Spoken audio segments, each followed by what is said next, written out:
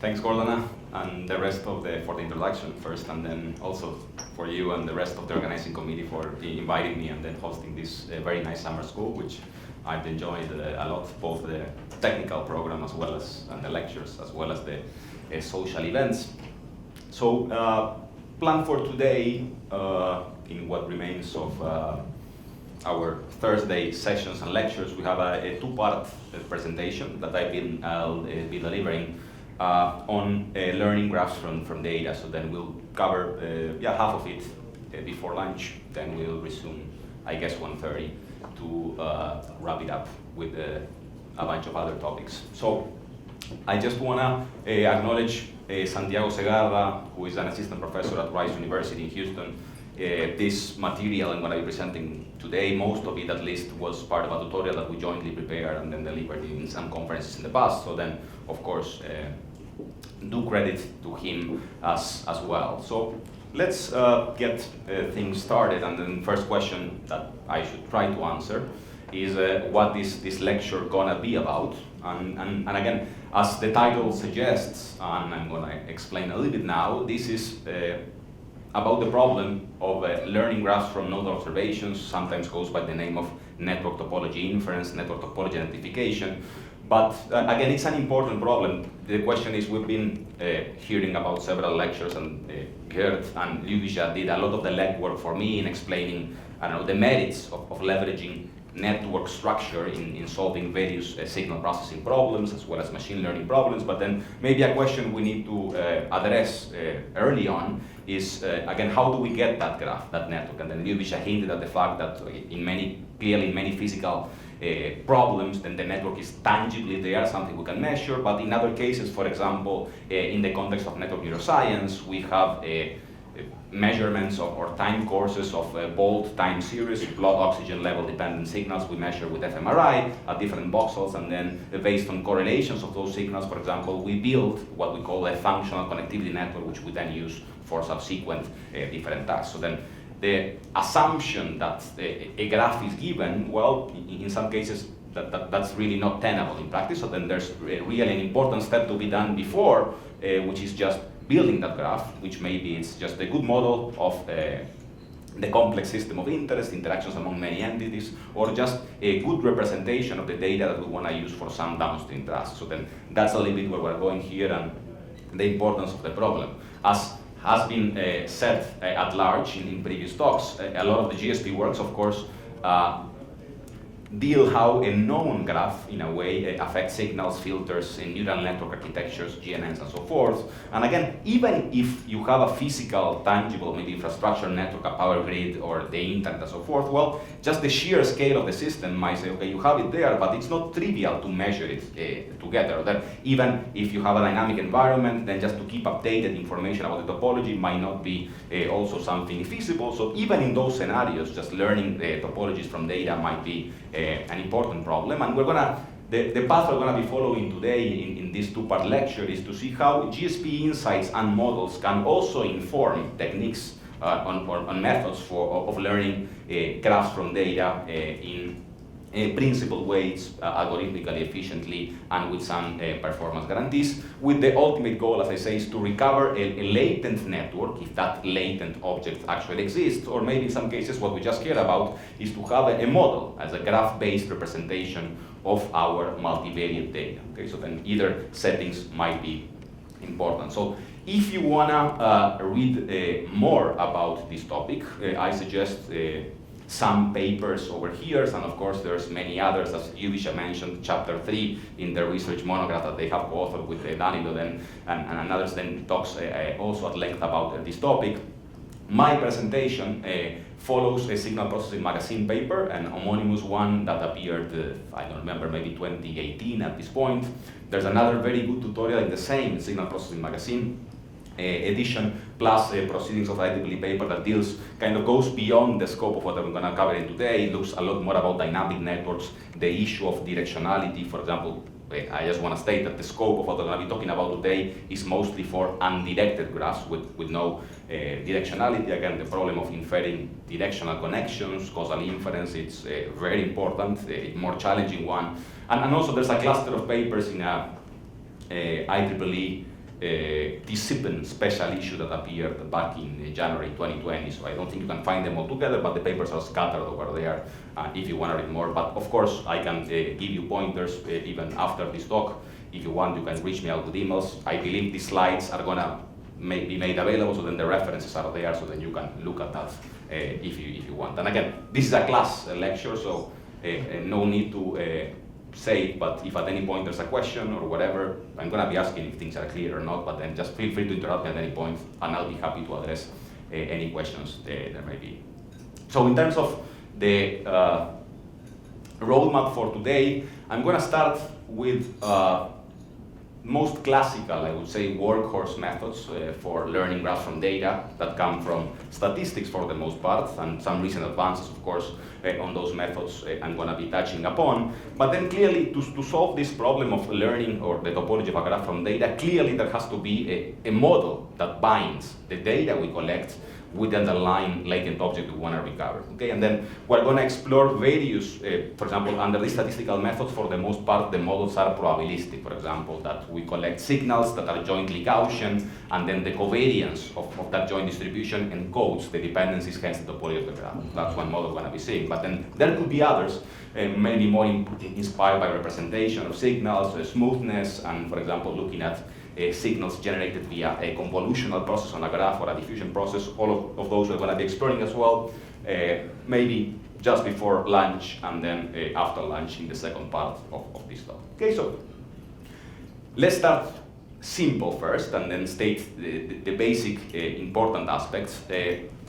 What is the basic network topology inference problem we want to solve? Let's try to state it at a general level, then we're going to drill down into specific instance of this particular problem. So then the question we want to ask here is, if undirected graph G or some portion of it, modeling or representing a complex system of interest, is unobserved, okay, for whatever reason, the question is, can we infer it or reconstruct that topology from data?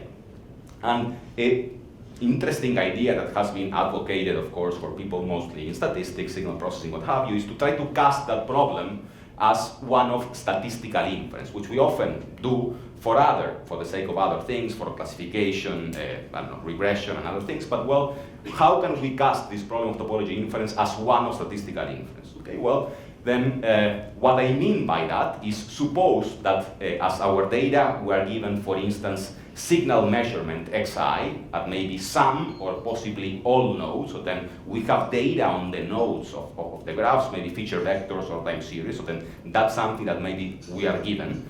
Also, optionally, we could have maybe the luxury of having access to some indicators, Aij, let's say entries of the Jensen matrix at location Ij, that tell me about edge status for some node pairs, okay? And those node pairs, I say they're living in they're part of the set V observed 2, because it's B times this pair of nodes that I know maybe that there's an edge between I and J, or maybe I also observe that there's no edge, but then that could be information I may have as well, as we're gonna see in the link prediction problem. And then we could have these two types of data, or maybe just have one of them or the other. We're gonna see different variants. And again, in statistical inference problems, typically what we need, right, is a model that binds or describes statistical dependencies of that data. So here we're gonna have is a collection calligraphic G of candidates graph G, where then the goal is, given the data, we wanna search in that space and then infer the topology, basically pick one representative G from the family calligraphic G that in a way, in some sense, we're gonna see that this is very important, in what sense, then best represents the data we have, okay?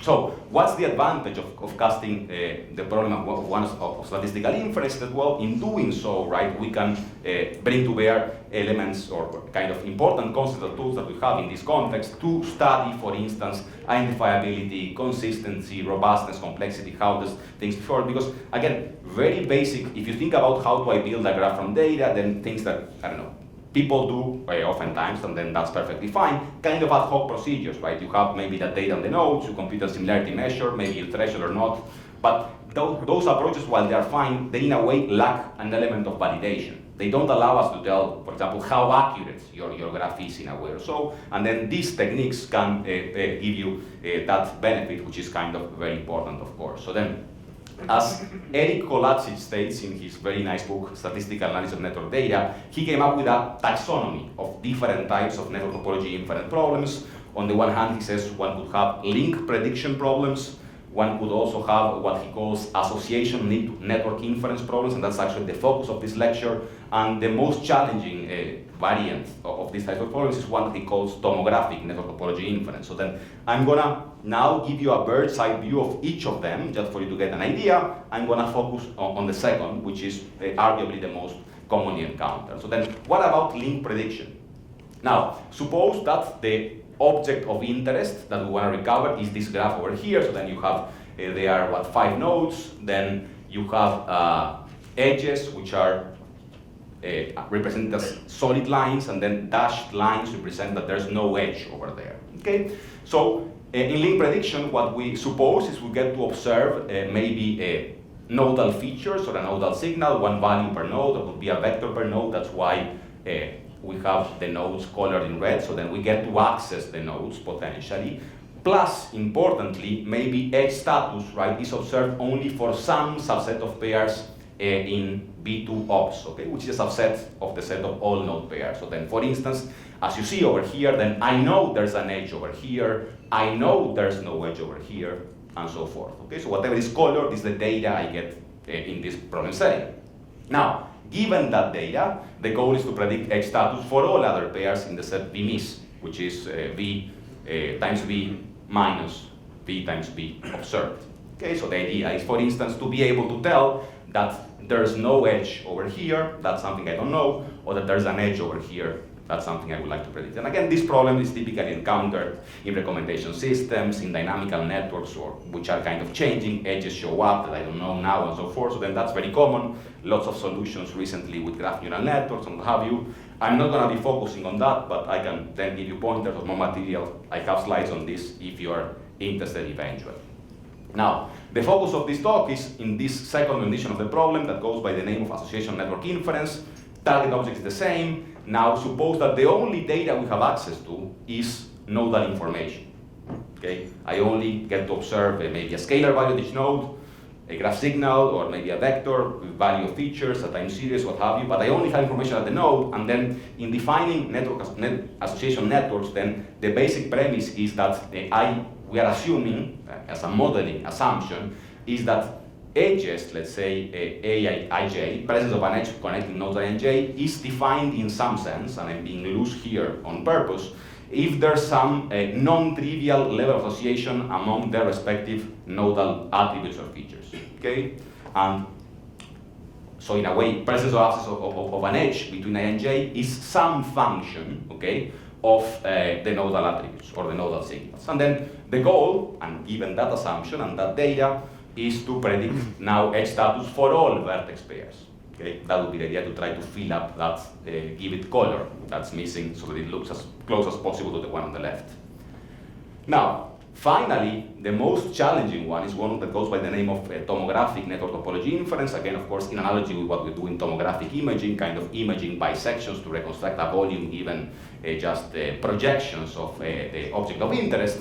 Now, mapping that to the network setting, well, what we are going to assume now is that the only thing we have is maybe nodal data, xi, for a subset of vertices in what I would call the perimeter of the graph. So suppose you have a multicast network, you can only measure information maybe on the local host. You cannot go into the backbone, okay? So then you can only access nodal information in a subset of nodes in the perimeter, and then given that information, the goal is to predict edge and maybe vertex status in the interior of G, right, to reconstruct what's going on inside. And clearly, that's a very hard ill-posed problem, of course, and then solving it requires very particular models. For example, people have been doing this in biology or in other domains, in computer networks, where the assumption is I'm going to search that the set of possible graphs I'm looking for are graphs.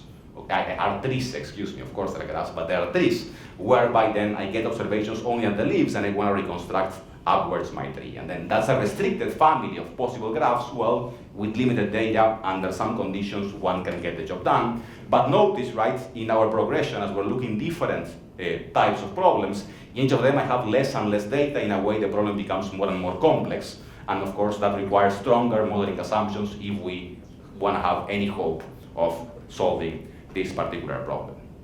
So that's network topology inference at a very high level, kind of problems one could encounter. As I present, then I'm going to focus now on association network inference approaches. I'm going to show examples and so forth, but then that's what I just want to give before starting a high-level picture of what are the types of problems one could encounter. So far, so good? All right, let's drill in now into the second problem I introduced, where we have data on the nodes and we want to reconstruct the edge structure of the graph. So suppose there's we start with some n elements of some complex system we get to observe. Let's say we're going to think of those as the vertices in the graph I want to reconstruct, maybe brain regions, maybe sensors that you have, and so forth. And we have a graph signal observation of values at each of the elements or the nodes in that graph. That's x. Okay? Now, for these networks, we assume that there's some user-defined similarity defined on pairs of nodes, which is actually a function on the values of the signals on the respective nodes, xi and xj, that specifies whether I and j are connected or not. Okay, so edges are defined in terms of a function of these nodal attributes. That's the presumption of this association network inference. Now, question is, what if I don't get to observe those similarity values? So then I don't know anything about the edges. The question is, can I then go ahead, given my data in X, infer the structure of the network, namely the edge set, given a collection of p samples of my signal. I have a training set, I have multiple copies of that signal. Clearly, various choices to be made in trying to solve this very generic problem at this stage, then multiple approaches. First, in terms of the choice of the similarity measure, you can think of correlations, partial correlations, mutual information, if you want to capture nonlinearities, coherence measures. So then there's a lot of those, and hence various approaches or models. Then how to perform the inference, right? How to infer those similarity values given the data. It can be by hypothesis testing, for example, regression, ad hoc approaches plus thresholding, and so forth. And then in doing those statistical inference approaches, then there's regularization parameters to choose, there's thresholds to select. So then kind of a tree grows of multiple possibilities. Hence, as you can imagine, there's multiple approaches.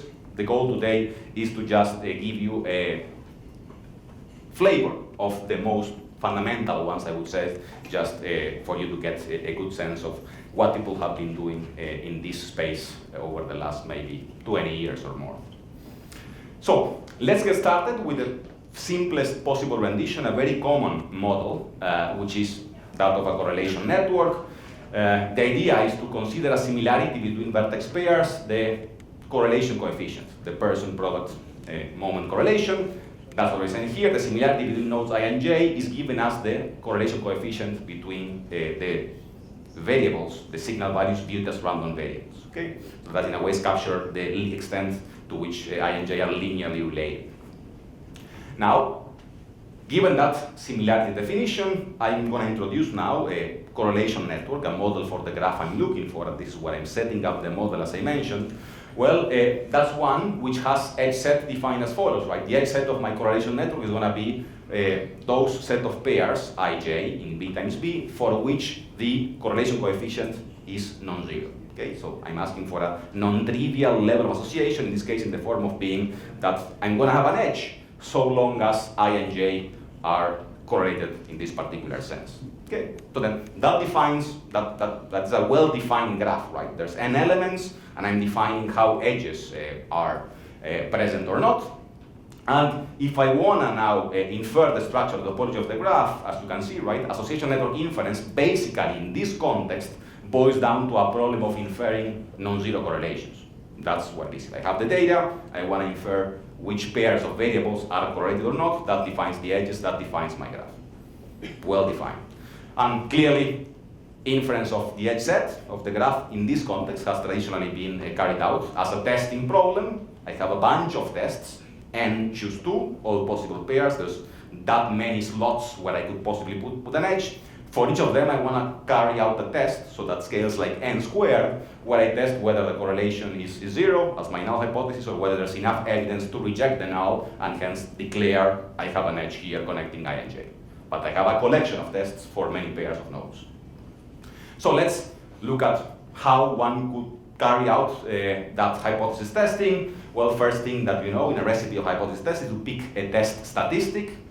I'm testing for correlations. The natural thing is to go after the empirical correlation. Remember, I have P data samples of my graph signal, so then I can just form the empirical correlation as the empirical covariance over normalized by the empirical variance, which I can extract, right, by forming the sample covariance matrix, right, by doing 1 over P or P and P minus 1, and I sum the signals Xi transpose. Okay, so from there I can extract and compute those correlations for all pair of nodes. Now, even if I were to assume that my data, my collection of n random variables are jointly Gaussian, then under the null, those empirical correlations have a well-defined null distribution. But it's kind of complicated, and then even though it's in closed form, just to compute the values, it becomes messy. So then people typically then perform a non-linear transformation, known as a Fisher transformation, to go from the empirical correlations to some other z-scores.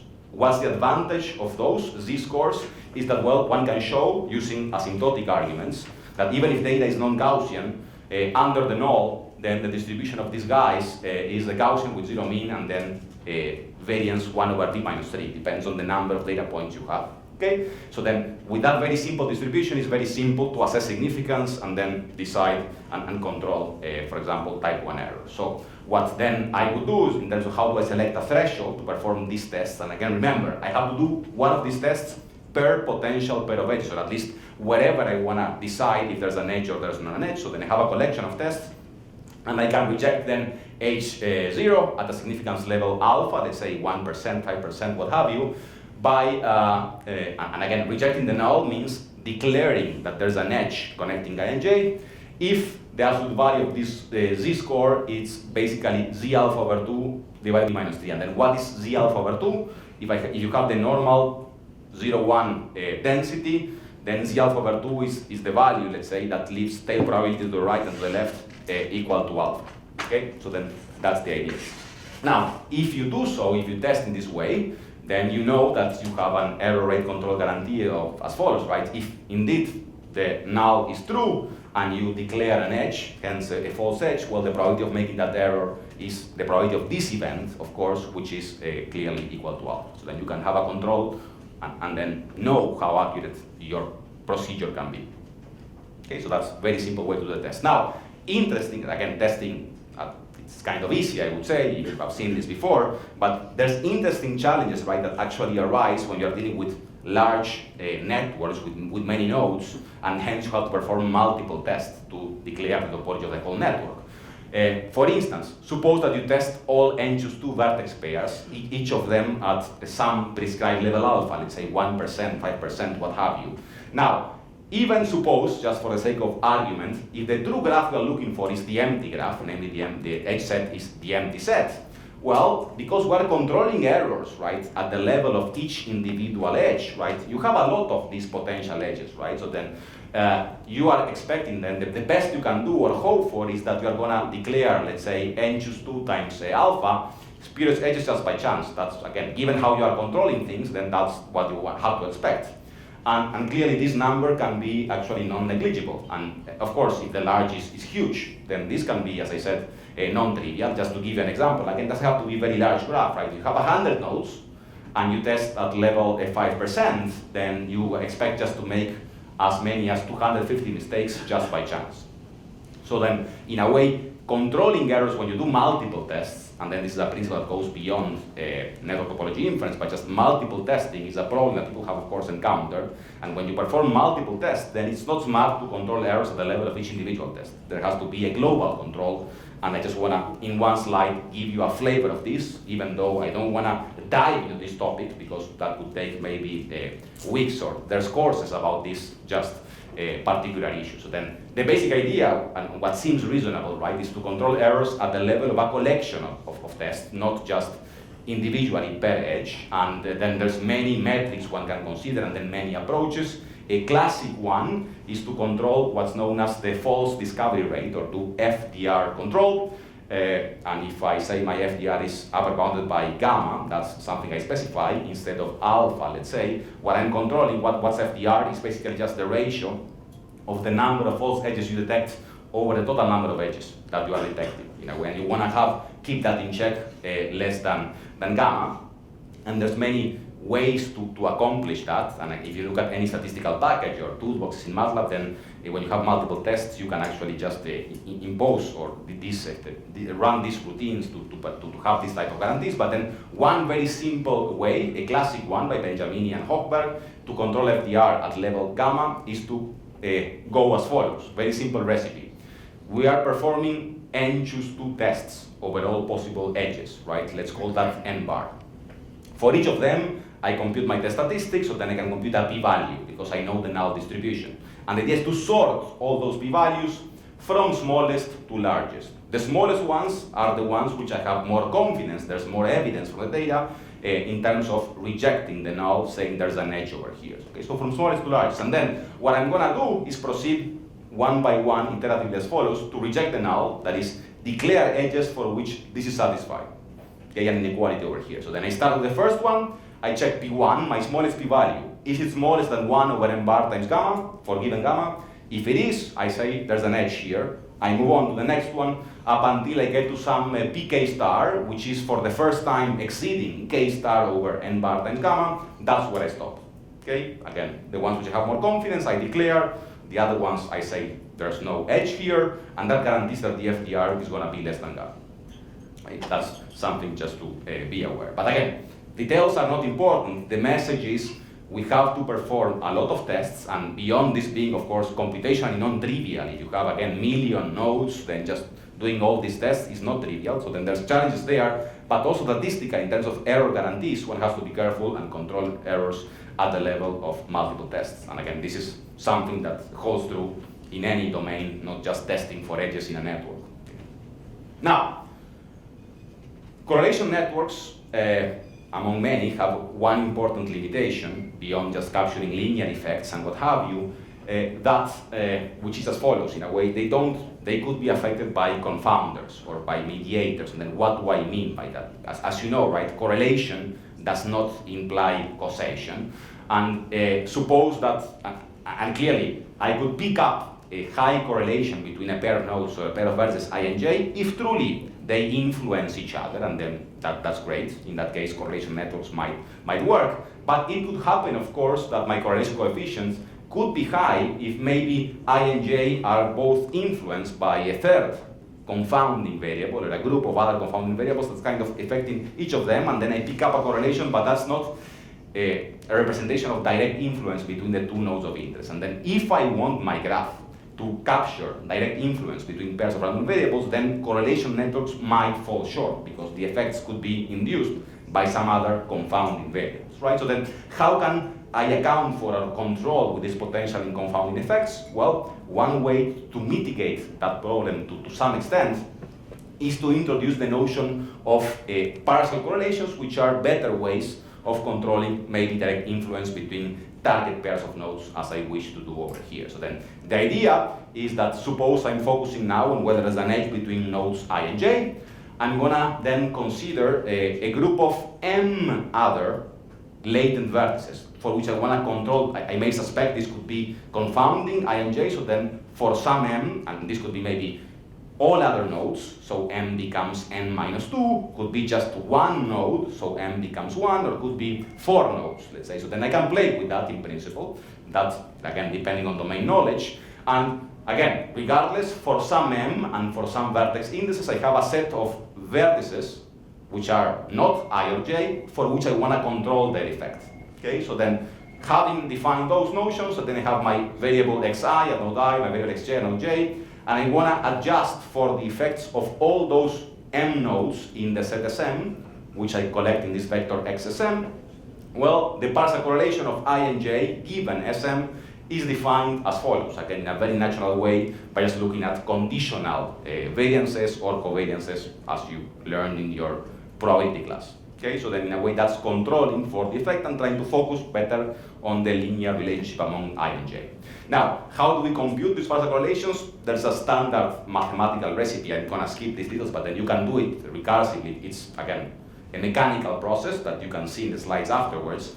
What's important here is that, again, you can define those partial correlations and you can use those as a means of new, maybe enhanced, if you want, similarity measures among pairs of nodes and define partial correlation networks. So, for instance, many ways, clearly, there's many degrees of freedoms of how to define new graph models, given partial correlations, but for example, we could say one that makes sense is for fixed M that we pick, we ask whether to define an edge between I and J, we ask that Xi and Xj should be correlated regardless, right, of what M vertices we are conditioning upon. So what you see over here, right, the edge set of my new network model is the pairs Ij in B times B, so such that the partial correlation of I and J given Sm is non-zero for all, right, possible subsets of M vertices excluding I and J. That's kind of, I can test over all groups of 4 nodes, over all individual nodes by separately, and then if I still have an effect between I and J, then I say I have an edge over here. Now, inference then can be, of course, carried out again through a collection of tests, where I test whether the partial correlation is 0 for some sets versus is non-zero for all. Let's say in that case I have enough evidence to reject the null and declare an edge. And again, this is kind of repeats the following recipe, just computation of the statistic changes in a way here because you have to compute or empirical partial correlations, but then if you have data, a collection of signals on the nodes of your candidate graph, you first select the statistic, then you construct an appropriate null distribution, which can be done again through Fisher scores, the same story works. The variance changes to 1 over p minus m minus 3, and then you adjust for multiple testing, and you can just infer networks in an analogous way. I'm not going to repeat all the steps because it's very simple.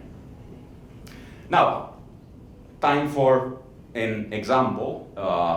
Any questions so far? Correlation networks, partial correlation networks, inferring graphs via testing. So far so good? Yes, please. How do you choose the nodes inside the SM set that you use to condition on the relation of the partial correlation network? Yeah, that's a very good question, and again, depends a lot on the problem. The question was how do you select which nodes you are controlling for the effects. And then, well, that depends. We're going to be talking about now inference of gene regulatory interactions, and then we have different types of nodes, ones that regulate the expression of others, and then we may have, again, we may have some suspicions that, again, it basically depends on when you are thinking about what could causally affect other nodes, and then maybe bias your correlations, then you are going to try to control for those effects. I don't know, if you are doing a medical study, you want to control for gender, you want to control for age, so then these things typically naturally come. There's no mathematical recipe for that, but in a way, a simple way to answer your question is that people typically do that is control for everything else. Okay, that's a good way to do it as well. You set n minus 2, but you don't need to do that all the time. Okay. Any other questions? So, okay, let's look at a numerical case study to see, I don't know, for you to get a sense that it can be useful and important in practice. The goal is to infer gene regulatory interactions, and then people in the student session have talked about gene networks in the past, but again, I don't know anything about biology, but then something at least I can try to explain, or the very basics that I remember from high school, is that, I don't know, what are genes? They are, you know, segments, right, of DNA that encode information about cell function. They have their recipe, right? When genes express themselves, that's what the fundamental dogma of biology tells you. When genes express themselves, then you look at the recipe that's written down there in the gene, and then it basically tells you how to create different biochemical products in the cell, for example, RNA or proteins or what have you. So it encodes that information for the organism to grow and then perform different functions. So that's the expression of the gene, following the recipe that's encoded in the gene to generate, for example, proteins. Now, another important mechanism is the regulation of a gene that refers to the control of the expression. So then how much a gene expresses itself, namely how much proteins are produced, can be controlled by some other gene. Now, when you want to produce more or less, that control mechanism is known as the regulation. And it involves two genes, one that's controlling and the other one that's being controlled, right? In the context of transcription, which is the copy of DNA to RNA, is a particular process, regulation in that context, then the controlling genes, we call them transcription factors, the TFs, and the control genes are the ones being controlled. We call them targets, naturally. And then regulation type, just for the sake of argument here, to tell you, it can be, of course, of the form of activation. The transcription factor is telling the target to express itself more, or can be repressed. The control kind of has a negative feedback saying repress yourself less. So then that's the type of mechanism. So then two types of genes at play here, transcription factors controlling, target genes being controlled. And again, for explaining behavior in different organisms and then function at different levels, right, then it's very important to understand these regulatory mechanisms. And of course, we have so many genes, so many possible pairs, that it's kind of impossible to carry out experimentally for each pair of genes unless we just want to focus on a particular one. Hence, statistical tools to try to infer these regulatory interactions is very important and actually a very promising area of work. And the idea, the problem of inferring for a collection of genes regulatory interactions is the problem of, again, topology inference for inferring the structure of gene regulatory interactions. Okay, and that's what we want to be exploring in the next few slides. So then how can we accomplish that? Do we have data over many genes, maybe with many features per gene, to try to infer those dependencies or those interactions? Well, the answer is yes. There's been some recent advances, again, for decades now, of using microarray data, which, again, through some very fancy probes, allows you to measure the expression level of many genes together under, and that will be the rows of this data matrix, different genes, under various different conditions. For example, you can change the pH level, you can change the temperature, you can maybe knock out some genes, and you can kind of change the environment and then measure expression levels. That's what I color coding in that data matrix over there. For different genes, under different conditions, the columns, I measure the relative expression level. And this particular data is for this resistant bacteria, the E. coli, that you may have heard about. And what the dataset is given us in this case is I have measurements over more than 4,000 genes, and here I'm just showing a subset of those, okay, under 445 different conditions. Okay, so this is a very tall matrix, okay, more genes than conditions, but I have data for all of that. And in this particular case, just for the sake of evaluation, I'm going to rely on a ground truth.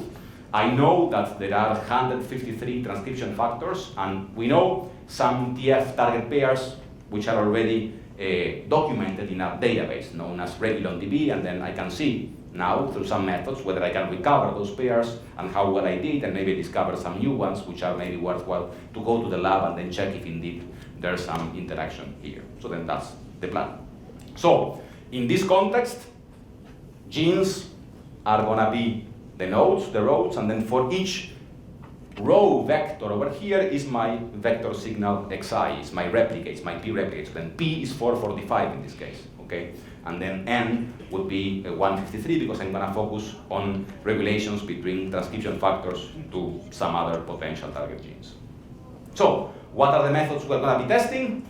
All of them are correlation-based, the ones we've seen so far. We declare edges if p-values fall below some threshold as is standard. The first method is just a standard correlation network between transcription factor of interest and potential target genes. Second method is based on partial correlations where I control for share effects. Let's say I'm focusing on one transcription factor and I'm controlling individually for each of the other 152 transcription factors, one by one. So there has to be correlation between the transcription factor of interest and the target gene. I'm looking for condition on each of the other TPs. I want to make sure that there's no other transcription factor which is influencing potentially the regulation. And then finally, the third method is what we just discussed, is the full partial correlation where I just control for one TF the joint effect of all others. So then M becomes 152. Together, I put everything in the bag in my SM, all other TFs, and then I check whether there's a non-trivial correlation there. So in all cases, we use Fisher scores. We have asymptotic Gaussian distributions for the p-values. Remember p, the number of data samples I have is 445, the number of conditions. And then let's compare what we find with the ground truth in RegulonDB to see or to say whether we found the right edges or not. And with that, we can then define a notion of an error, right? And what I'm plotting here are, on the left-hand side, an ROC curve, where I show true positive rates versus false positive rates. Diagonal is just random guessing of edges. The best performance is going to be if I'm close to the upper left corner. That's the left plot. And I'm color coding method 1, 2, and 3 as yellow, red, and blue. Right-hand side, I have a precision versus recall curve, which I remind you, precision is the fraction of predicted edges that are true. Among the ones I declare, how many of those are true. And recall is the fraction of true links or edges which are correctly predicted. Among the space of all true edges, how many of those I got right. Okay, that's recall. So, looking at the plots, you can see that method 1, the simpler correlation network, performs worse than the others two, but none of them is great in this particular data. Okay, none of them is stellar, so one could say correlation is not a strong indicator in this case of regulation among these genes. That's fine. Now, notice that all methods have a region of high precision, right? Here, so then whatever you declare, you typically do right. There's good evidence for that. But then you're very conservative. You have an abysmally small recall, right? You're just declaring very little number of edges. Those you get them right, but then you're missing a lot of edges. Now, and the authors in this study back in 2007, they say, okay, the limitation in performance in this sense could be attributed to the lack of diversity of the different conditions under which these genes were measured. And the profiles are maybe not diverse enough, what have you, that explains the limited statistical power of these techniques.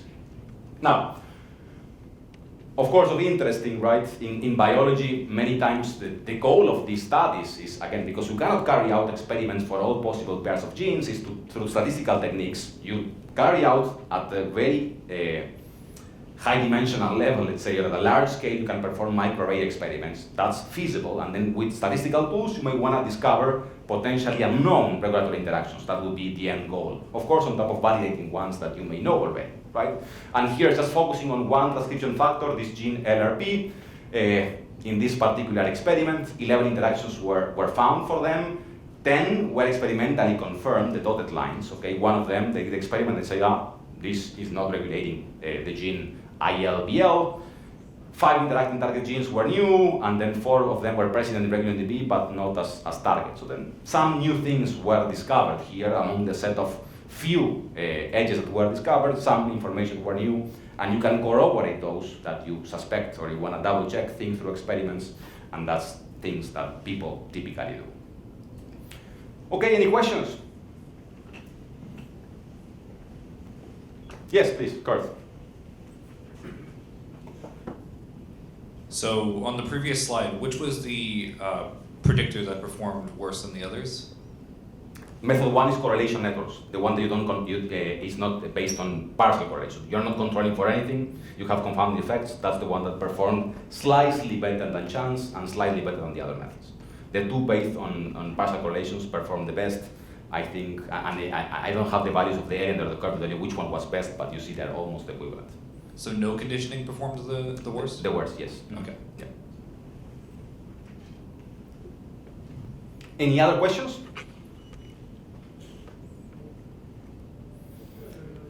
All right, now let's look at a particular rendition of partial correlation networks, which is sufficiently important and then widely considered as a method and a model that is worth to spend a little bit of time on it. And if you remember, in our correlation network specification or the partial correlation network specification so far, we've made no distributional assumptions on our data. Okay, we just look for correlations, which in a way looks for linear dependency, but then the distribution, the joint distribution of these n variables can be anything in principle. So far, we have not been tied to anything. In coming with the z-scores, we use asymptotic analysis to get a Gaussian distribution, but then we don't assume anything a fortiori. Now, let's take a step here and add an additional layer to our model and then say, okay, what if our random variables, nodal variables, are all assumed to be jointly normal distributed? So let's put a Gaussian assumption on top of everything we have, and let's consider correlation networks by conditioning on all other nodes. So let's focus particularly on the model of full partial correlations. As you were saying, now there's no m to be chosen, m is n minus 2, and we stick to that. Okay?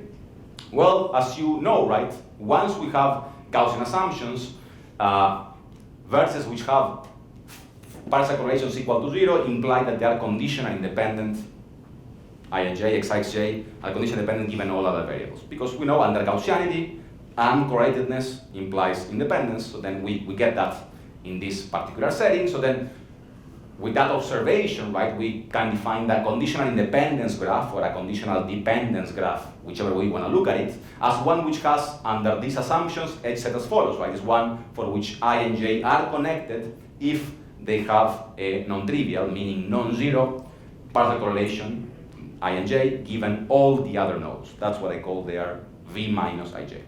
Okay.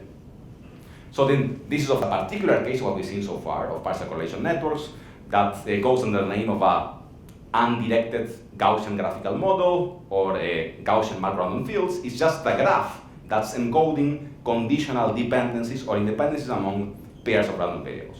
That's all there is to it. But again, it's the same thing we talked about before, setting n equals n minus 2, and then just saying, let's assume that all variables are jointly Gaussian, which again doesn't manifest itself at all, except for the fact that I can say that now I have independencies being encoded there. All right? Now, what does this additional structure bring us in terms of methods and approaches to try to infer the topology? We have a sigma denoting the covariance matrix of my Gaussian vector. Let's assume again that it's zero mean without loss of generality. The precision matrix or the information matrix is what I'm going to denote as theta. That's the inverse of the covariance matrix of my Gaussian vector. Okay? And the entries of theta are going to be theta ij. Now, this is a first key, very important enabling result. Right? For Gaussian macro-random fields, what I have is that the partial correlations, let's say focusing on a pair I and j, given all the nodes, can be expressed as follows in terms of the respective entries theta ij, theta I, theta jj of the inverse covariance matrix. And what's cool here is that zero non-zero correlations, okay, are in one-to-one correspondence with zero non-zero entries in that matrix theta over there. So, non-zero entries in my matrix theta, the support, the sparsity pattern of theta is in bijection with the definition or the presence or absence of edges in my graph G. Okay. Is that clear? Because the normalizing term there can never be zero, otherwise things explode, and then the minus sign doesn't matter if I care about zero or non-zero. So, in this context, right, inference of the graph from a collection of signals in X goes by the name, was coined by Dempster back in the 70s as a problem of covariance selection, just selecting what entries are zero non-zero, in this case the inverse covariance matrix. Classical methods, what Dempster was looking back in the 70s was looking at dependencies among a collection of maybe 5 or 6 random variables, right? And he was effectively testing whether the correlations are zero or non-zero, but for a very limited number of data where the sample size could be relatively larger to the number of variables you have. Now, in current modern settings, in high-dimensional data settings, for example, which arise with network data, the number of nodes typically are much larger than the number of data you have. Okay, so n is much larger than p currently, not back in the day. So then methods that he was proposing were kind of iteratively maximum likelihood methods, where again, given p data points, he was estimating a small covariance matrix, then inverting it, and then thresholding in a way. But if n is huge and you have little data relatively, you cannot just do sample covariance matrix because you're going to be low rank. You invert that, then you are kind of doomed, right? So then there's a need for more modern advances to deal with the case where n is much larger than p, not only computationally, but of course to avoid the imposedness of the problem otherwise, and of course that calls for regularization. And the first approach, or the most common approach that deals with this issue, is to introduce a sparsity regularization to a maximum likelihood estimator of the inverse covariance matrix under this Gaussian model. Okay? And that goes by the name of a graphical lasso, where the idea is to solve the following problem. You look for a positive semi-definite precision matrix. These first two terms are the likelihood under the Gaussian model for the precision matrix, and then they add for a sparsity regularization using the L1 norm of the entries, again encouraging many entries to be zero.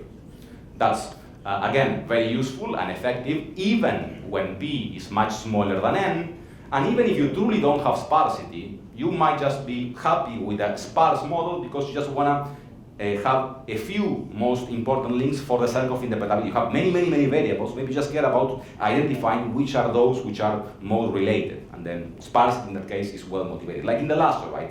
You may have sparsity and you want to recover that, but even in many regression problems, you have many variables. Just want to screen a few of those which are more important and keep them in your model. Same thing happens here. And of course, lots and lots of work on algorithms to solve this context problem fast. Got series of those. Famous ones, which are again old at this point already using coordinate descent, but then this is very fast. You can solve problems with millions of variables in under a minute in your notebook. Importantly, and in terms of, as I was saying, validation, having a notion of how accurate your model is, this has very strong performance guarantees, again building on the machinery of sparse recovery and compressed sensing and so forth. People have shown that if you pick lambda, the regularization parameter, to this particular value in terms of n and p, then you have a spectral norm error between your estimate, the graphical lasso estimate, and the true underlying precision matrix you are trying to recover that satisfies this upper bound that again decreases with p with high probability. And it depends, right, of course, on the sparsity of the true graph you want to recover to the maximum degree of the nodes. So the maximum degree of a node tells you to how many nodes you are connected, and then that's a measure of how sparse your matrix theta is, because thus rows and columns of the precision matrix are encoding the neighborhoods of the conditional dependence graph. On top of that, people have shown, and this has to do also in terms of how well you estimate weights and what have you, well, this has to do with support consistency has been established. Let's say when n goes to infinity, and then p also goes to infinity, but at much smaller rates, you can get the job done and estimate the true support of the graph exactly, right? And so long as you have this rate over here, where you can see p has to scale with n, much lower than n logarithmically, works, of course, with a factor depending on the sparsity. If you're more sparse, then that's better to you. So good computationally, strong also in terms of performance guarantees. Questions on graphical lasso? You may have seen this before, I guess, but anyways, some more recent work have in particularly added a slight twist to the graphical lasso problem by introducing structural constraints on the precision matrix. For example, people have said, and again, validly so, that it could make sense to consider problems where we impose an additional structure of the precision matrix being having the form of a Laplacian, and with all the constraints that implies, namely that 1 is an eigenvalue with eigenvector with eigenvalue 0, and then that values of the diagonal sum are basically the opposite to the sum of the values in the rows and columns, right? So then adding that additional structure makes sense, because if without it, in a way, then entries of theta that you estimate with graphical lasso could be positive or negative in some sense, right? In principle, there's no constraint on that. The matrix has to be PSD, but particular edge weights could be positive or negative. And then if they are positive, remember the identity we have, that the partial correlation is minus theta ij, that gives you negative partial correlations, which people argue in some cases might be hard to interpret. So then if we have a Laplacian constraint, then all the entries are basically negative, which means all partial correlations are forced to be positive, which could be easier to interpret, and then you have some other constraints. Now, learning a Laplacian precision matrix is harder because of the extra constraints than just learning an arbitrary precision matrix, as we did with graphical lasso, and then people have proposed some approaches that deal with the fact that what one has now is an improper GMRF and so forth, as follows, and this is an approach by Lake and Tanneman back in 2007. What they do is they have the same objective function as in group lasso, and then they impose some diagonal loading, let's say, to make the Gaussian-Maclaurin field actually proper. So what we say is we have an additional matrix variable L that's constrained to be a valid Laplacian, and then basically theta is L, so L I forgot to put it here, but L is an optimization variable as well, obviously. And then you relate theta and L through this extra diagonal loading, and then you can probabilistically interpret gamma to the -1 as some Gaussian isotropic fluctuation you have in all dimensions of your variables. But then now theta is a proper GMRF, you can solve with graphical lasso, and we have extra constraints. Once you remove the diagonal and you estimate the theta, then what you get is a valid Laplacian. Now, this is just, again, the important message here is that one could add conceivably extra constraints on the precision matrix that wants to estimate. I will go to your question in 1 second. What I think is most, and there's many of these approaches recently that deal with those extra constraints that one could impose in the precision matrix. What I think is most interesting here is that when theta is assumed to be a Laplacian, let's see what this objective function is actually targeting, right? We're then trying to minimize the trace of sigma hat L. So theta became L, right? So that's what you have. Now, what is sigma hat? Is sum over P, xi transpose. You use the circular shift property of the trace, then you can write this objective part of the objective function as this sum of quadratic forms, Laplacian quadratic forms of your signal, and as we saw with Gerd and Ljubisha the other day, that's a measure of variation of these signals over the graph. So then, what this graphical lasso or modified graphical lasso under Laplacian constraints is targeting in a way is searching over graphs for which the signals are in a way maximally smooth. They exhibit some regularity in this sense as well. So then we're going to see a lot more about methods that directly tackle that as an objective later on. The goal is going to be for us to learn graphs over which signals are smooth in that sense precisely. And this in a way provides us a good bridge to connect to other classical methods like graphical lasso, of course, provided we impose additional assumptions that the precision matrix, the inverse covariance, has the Laplacian structures. Then just keep that in the back of your mind because we're going to go back to this as our central focus later on, probably after lunch, or maybe just before it. Was there a question? I understood it. Okay, thank you. Any other questions? Yes? Just a moment.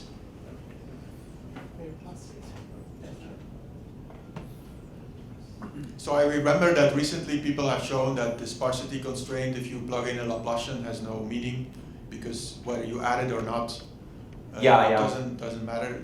Can you comment on that? Yeah. I don't know actually what's the argument in those papers by Danny. I don't know. Let's say we can probably gonna interpret that later on when we talk about smoothness methods. That then if you ask for smoothness in a way in papers by Vasilis Kalaforias that you may know, then he actually shows and you can see it clearly that that's already imposing sparsity, and then adding an extra L1 penalty doesn't help for sparsity. I'm not sure, and again, I haven't read Danny's paper on that, so the answer is I don't know, but also maybe in terms of regularization or statistical properties, I'm not sure if the L1 norm can help you or not in that sense, but for sparsity it appears it doesn't. But I don't know more about that. But we're gonna get to that back later. Maybe that also sheds some light. But in a way, people have some, looking at the problem from the smoothness side, you can see that if you have smoothness, then adding sparsity on top of that doesn't help you that much. It's already asking for sparsity, the smoothness term, in a way. Yeah. Any other questions? Yes, Kurt.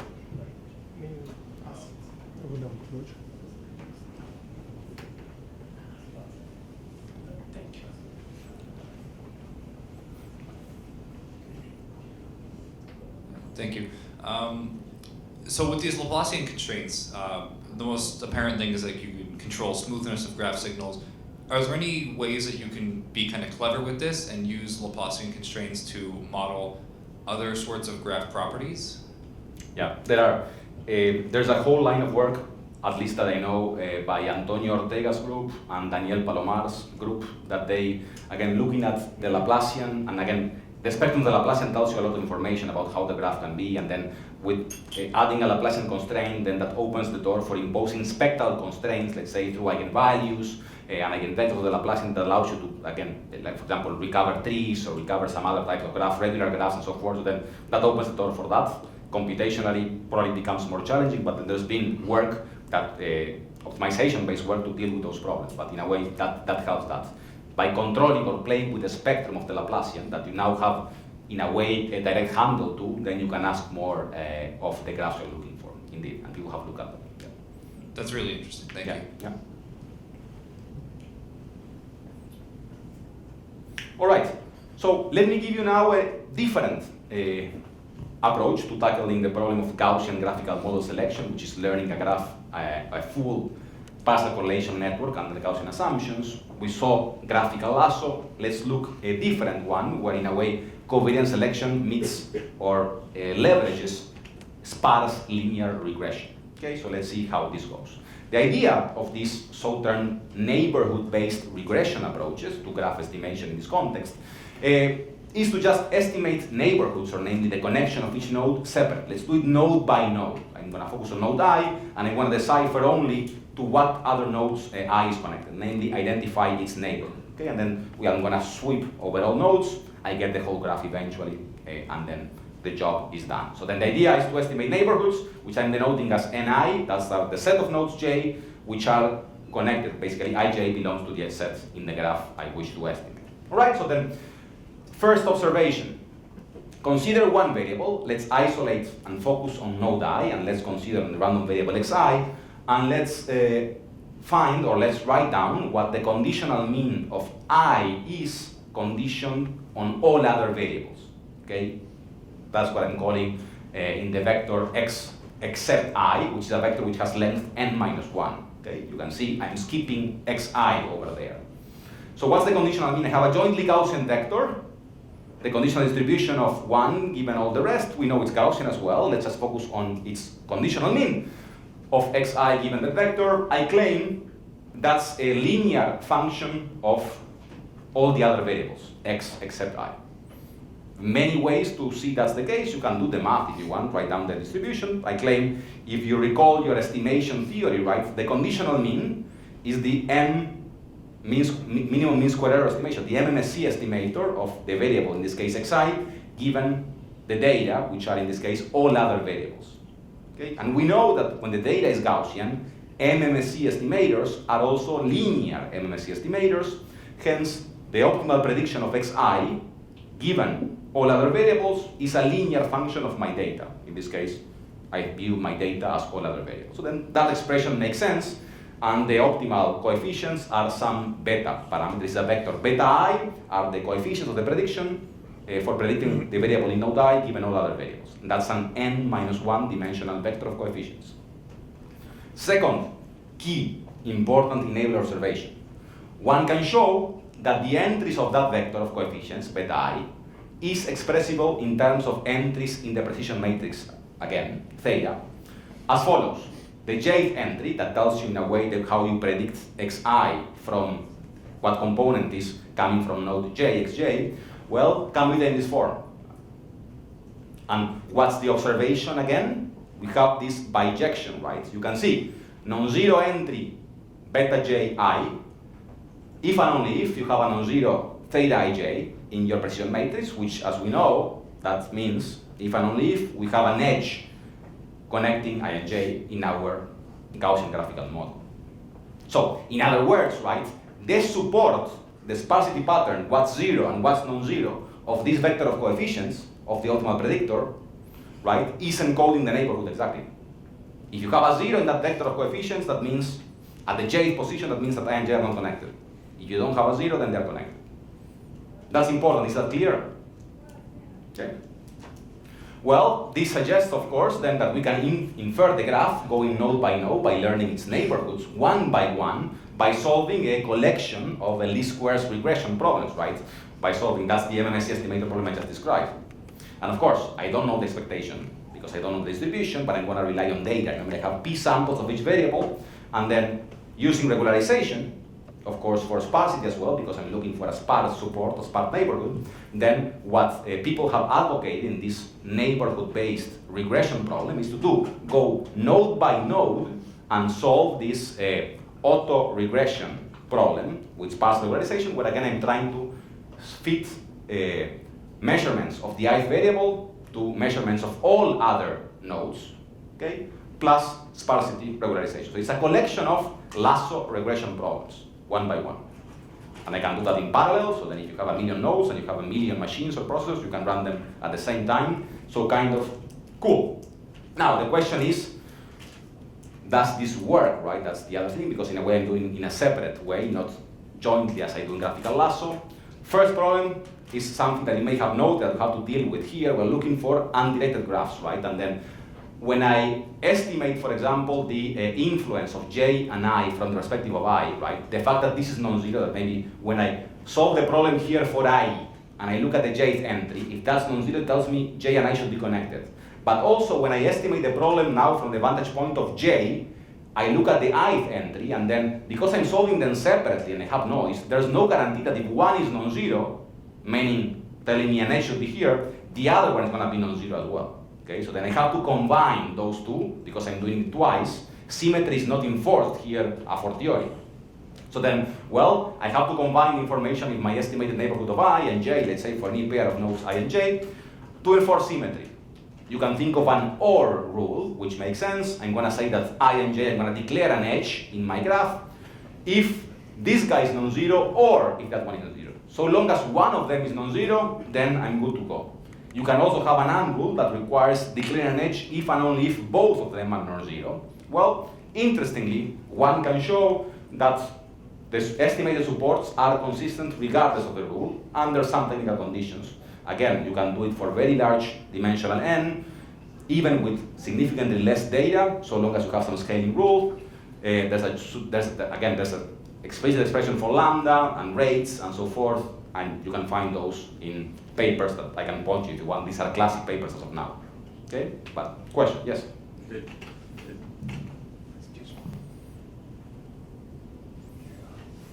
In this case, the directionality wouldn't make sense, right? To consider. No. Why not? Well, let's say, given how you are modeling things, right? You are targeting the entries in a matrix that is basically given to be symmetric, right? So then, and you arrive at this method, let's say relying on the model and whatever. So then clearly, even though you don't impose the constraint, that's why you might have these ambiguities in a way. Then that could be that clearly doesn't make sense. Again, you can maybe see what you get, but it would be a heuristic, right? No, I won't because. And of course, there are methods that variations of this that maybe also add a group lasso penalty that kind of puts together the two coefficients in a way. You have to couple by pairs, but just to impose the symmetry in a way. But yeah, you have to combine them by hand afterwards. Whatever you get, again, if it's asymmetric, you can keep that graph and then keep the directionality. Again, it's hard to interpret. I don't know what that would mean. But again, if you have infinite data, given them how we're modeling things, then these things should be more and more symmetric. Also because, like, I think that this tells you only if there is the presence of the edge, right? Doesn't tell you the weight. Yeah. The beta, right? Yes, so, yes. Okay. Mm-hmm. The connection is to the support in this case. Well, you can, again, you have this, right? So that you can figure out, let's say, this, if you can solve for this, at least up to scaling, you can find the relative weights. If you care about as the weight itself as the partial correlation, you have that over there. But yeah. Okay, thanks. What's most importantly for us here is the support. There were some questions here.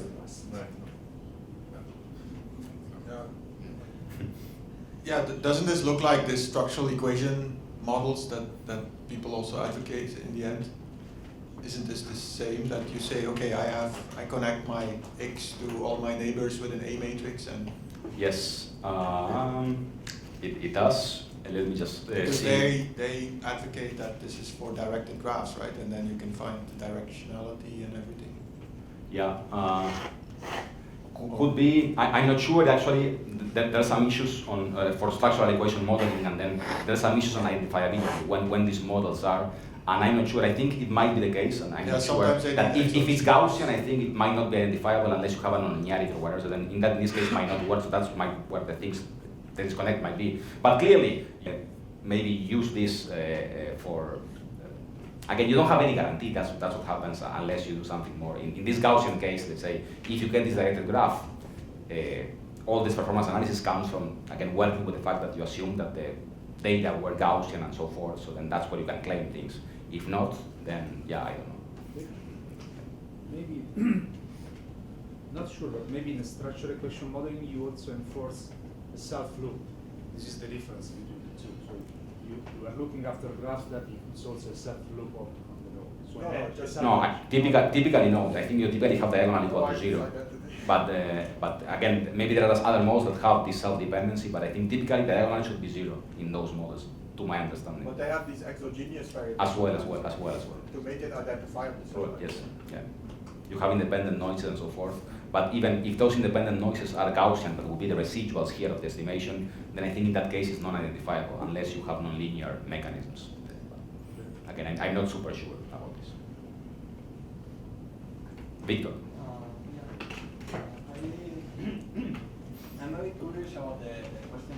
here about the directionality of the graph.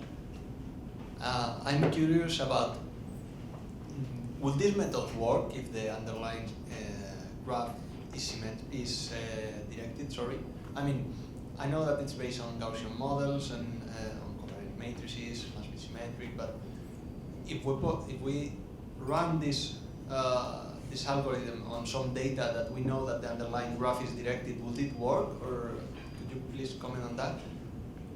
Yeah, it's the question is I don't know. It's like the same thing with least squares, right? You can run least squares on any data you want, then you know it's optimal under Gaussian assumptions. Then beyond that, it's like you can think of it geometrically, you're projecting the data, but you don't have any guarantee. So again, in general, is that you in this setting with all we have over here, then you don't know. It's clearly a valid method you can do, and again, these methods based on structural equation models do this. Again, you assume that your signal is basically a combination of your neighbor signals plus some noise. So if you solve it via least squares, you will get a similar formulation like that, and then people have looked at that. So then, yeah, under some assumptions, you may want, again, the motivation to get there is completely different. It's like you're throwing that regression model to start with. It doesn't come as naturally here as the connection with the partial correlations and what we just described. But then it's a matter of proving it in a way, and then it depends. But I don't think I can say anything in general. Okay, thank you. Yeah. All right, so let me just finish this by giving away a conceptual map of all the steps we've taken when it comes to Gaussian graphical model selection. Remember, we started from the pure inference problem of testing for non-trivial, non-zero full partial correlations that involves doing a test for each pair of nodes in a way. Then we had this first key insight, which was that under conditioning on all other nodes and then condition under Gaussian assumptions, then there's this bijection, right, between zero non-zero partial correlations and zero non-zero entries in the precision matrix, right? And then that opened the door forecasting this problem as one of covariance selection, kind of the insight that Dempster had back in the day. So now the problem becomes, the inference problem becomes as one of inferring the sparsity pattern of the inverse covariance matrix, which you can do with graphical lasso, for instance, or variance thereof. Then now, the second interesting observation was that if we look at this from the perspective of just regressing one node variable versus the others, then the optimal regression coefficients are also, or the sparsity pattern of those are in one-to-one correspondence with the sparsity pattern in the precision matrix, and then because of the first equivalence, then that tells you the support or the connections of your neighbors, and then that opens the door finally for a new set of methods based on neighborhood-based regression, where we just solve independent or separate, if you want, lasso auto-regression problems for each of the variables. So just to reflect a little bit as we wrap up this first part, let's try to compare these two broad classes of approaches. Neighborhood-based regression is highly parallelizable. Okay? We do it one node by one, and that's great. In a way, from a statistical vantage point, what we're maximizing here is a conditional likelihood per vertex by just looking at one vertex condition on the others, right? And in a way, it's disregarding, of course, the global PSD constraint on the precision matrix, because we're just looking at the rows separately of data. Clearly tends to be computationally faster as compared to graphical lasso. On the other hand, graphical lasso, of course, minimizes a regularized global likelihood. Okay, so in some sense, it tends to be statistically more efficient by looking at the problem globally, of course, even though still there's very fast algorithms, but then you cannot beat the other one, and you're paying a price. Still, asymptotically and with different rates, both of them are consistent, which is great in terms of support. Now, another advantage of neighborhood-based regression methods is when dealing graphical models where the data are discrete or mixed, going beyond Gaussianity. If you have, for example, an Ising model with binary data and so forth, or mixed data, well, typically in those contexts, you have graphical models with discrete data, right? If you have many nodes, then just even writing down the likelihood, the global likelihood is intractable, because you have to compute the partition function, a sum over exponential number of states, so you cannot do it. Now, when you do neighborhood-based regression, you are in a way working with these conditional likelihoods which do not depend on the partition function. That's what allows you to give sampling and so forth in general, right? So then, in that case, one can still look at the problem of inferring graphical models from discrete data in an efficient fashion and with guarantees, as they saw, for example, in the binary case in the paper over there, which you cannot do by just targeting the global likelihood. So then that's a nice advantage as well. All right, we're doing good with time. Any questions on these statistical methods? Before I just start with a brief introduction of our next topic that we'll fully dive into after lunch. But the idea now is to move from these approaches to other ones, which one would say maybe are more GSP inspired or more signal representation based inspired. And the first one we're going to be looking at is, again, this formulation of how to learn now graphs where the signals or the data we collect are expected to be maximally smooth on the particular graph. So then kind of the criterion over which we search over graphs in our family, in our model, is to pick the one, the best one is one that makes the signals that we are given maximally smooth in that given graph. And that's a criterion that makes a lot of sense for various reasons, because that property of, again, we're looking for a graph over which the data exhibits some form of regularity. And then that regularity is, again, in graph context, is exploited in many, many domains and many, many tasks. For example, when you're doing nearest neighbor prediction or graph smoothing, then what you believe is that if you want to predict a level for a given node, then your level is going to be typically similar to the labels of your neighbors, for example. And that's what you do in semi-supervised learning as well.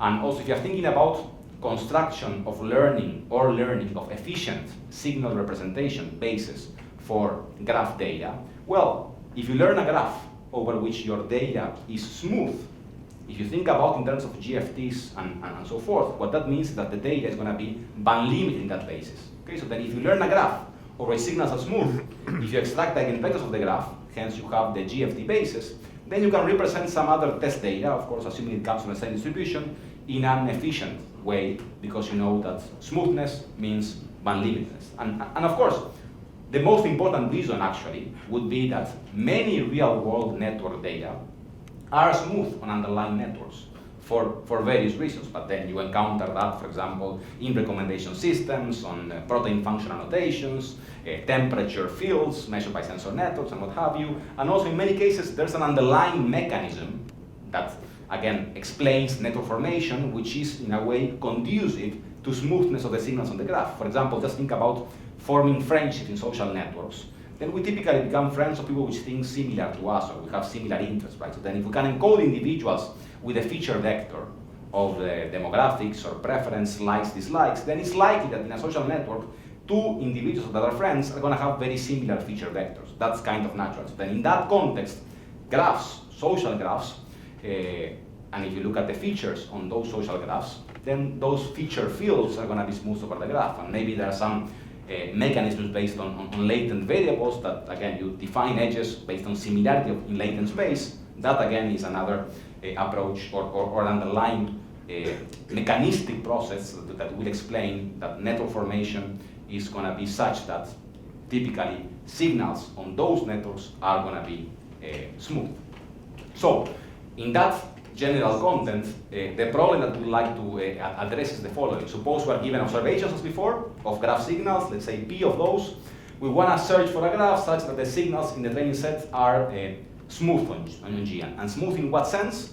Well, in the sense that it minimizes this Dirichlet energy or total variation measure over the whole training set. So the idea is to minimize the sum of this Laplacian quadratic form over the signals X in my training set. And clearly, I can use this as a criterion because now L becomes my variable. I want to optimize over L, and I want to make that as small as possible to search what I call in this context the best graph. And again, let's remember, right, in solving graphical lasso, in a way, in hiding, if you put Laplacian constraints on the precision matrix, then you are targeting for that objective as well. So then these two things are clearly not disconnected, but in a way here, so far, there's no probabilistic assumption. Everything could be deterministic, and still, maybe the notion of criterion is more geometric if you want, and then it makes a lot of sense.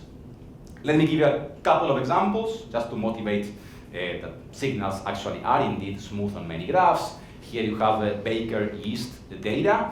where we have a protein network where nodes are different proteins in yeast, and you have edges if proteins physically interact or bind, so that's the graphic over here. And then the colors in the nodes are indicating whether each protein is associated or not with a particular function of this very simple organism. In a way, this function is called intracellular signaling cascade, ICSC, which in a way has to do with how the organism actually reacts to the environment. And again, it doesn't matter the details, but you can see a pattern of yellow and color and blue, excuse me. Blue means that the protein doesn't have anything to do with ICSC. If it's yellow, it has to do with ICSC. And you can see by looking at the connection, you have typically clusters, right, or connected neighborhoods where the color remains constant. And that's a manifestation, of course, of the signal being smooth. It makes sense that if you are involved in ICSC, then the proteins that you tend to bind to then are also going to be to some extent. Now, similarly in other domain, here you have a network of working relationships among different lawyers in some law firm in Boston, Massachusetts. The graph nodes are 36 partners in this law firm, and then edges in the graph indicate if over a period of time these lawyers collaborated in particular different cases. Okay, so that's the connection. So for this is a lawyer collaboration network. And now the signal is among various attributes we have for each of the lawyers. One of them is the type of practice. There's two types of practices here, and we color-coded that was red and cyan. Red color lawyers practice litigation, cyan color lawyers practice corporate law. And again, same thing here. If you look at the graph and the color patterns, you see clusters or neighborhoods of collaborating lawyers that tend to share type of practice, and that makes a lot of sense. And you can think, of course, if you were given that data, but you don't know the edges, the black lines, then can you use that information to try to recover that given graph? That's the problem we're going to be focusing after lunch. But also, in semi-supervised learning, as I said, or in node prediction, node classification, if you are given the graph and you are given some colors in some of the nodes, but you don't know the colors in some other nodes, then it might make a lot of sense to leverage smoothness, right, to try to fill in the blanks, namely painting correctly the colors for each of the different nodes. So with that, I think it's a good point to maybe take a break, see if there's any other questions. After the break, the lunch break, we'll continue. I'm going to present a few methods for learning graphs from smooth signals, and depending on how we do with time, then we're going to go into the third part, where I'm going to then look at different modeling assumptions. Namely, we're going to try to learn the structure of network diffusion process. We're going to assume that the signals we get to observe were generated via filtering, in some sense, that filtering over a network, and then we want to solve the inverse problem to recover the graph. I guess that's it for the first part of my talk. Do you have any questions?